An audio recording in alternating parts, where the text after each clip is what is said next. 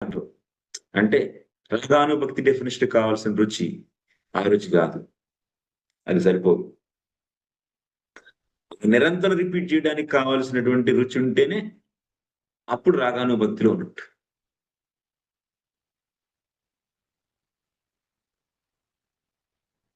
So, ఏమవుతుందంటే మనకి రుచొస్తుంది. మళ్ళీ ఏదో అపరాధం చేస్తాం. ఆ రుచి పోతుంది. ఎగిరిపోతుంది పట్మని. అలా అప్పుడప్పుడు ఒక్కోసారి మనం మంచి గొప్ప భక్తుల యొక్క సాంగత్యాన్ని పొందినప్పుడు, అలా మన హృదయంలో వాళ్ళ హృదయంలో ఉండేటువంటి రుచి, వాళ్ళ హృదయంలో ఉండేటువంటి రతి, మన యొక్క హృదయంలో రిఫ్లెక్ట్ అవుతుందనమాట. అది కొంతసేపటి తర్వాత ఎళ్ళిపోతుంది.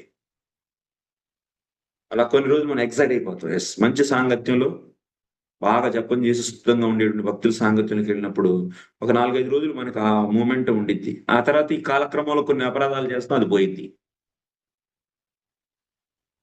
దాన్నే రత్యాభాస అంటారు. రుచ్యాభాస. రుచి కూడా రిఫ్లెక్ట్ అయిద్దనమాట ఒక్కోసారి కొంచెం. కొన్ని రోజుల వరకు ఉండేటుండి మళ్ళీ ఎళ్ళిపోతుంది. అపరాధాలు చేయటం వల్ల. అది ఒరిజినల్ రుచేం కాదు. వాళ్ళలో ఇప్పుడు ఆకాశం నుండి చంద్రుడు కింద ఉన్నటువంటి భూమి మీద ఉన్న నీళ్ల పైన రిఫ్లెక్ట్ అయినట్టు, వాళ్ళ హృదయంలో ఉండే రుచి మన హృదయంలో రిఫ్లెక్ట్ అవుతుంది అంతే టెంపరరీగా. ఒరిజినల్ ఇక్కడ ప్రొడ్యూస్ అవ్వాలి. అప్పుడు కొన్ని రోజులు చేస్తారు తర్వాత ఎళ్ళిపోతుంది.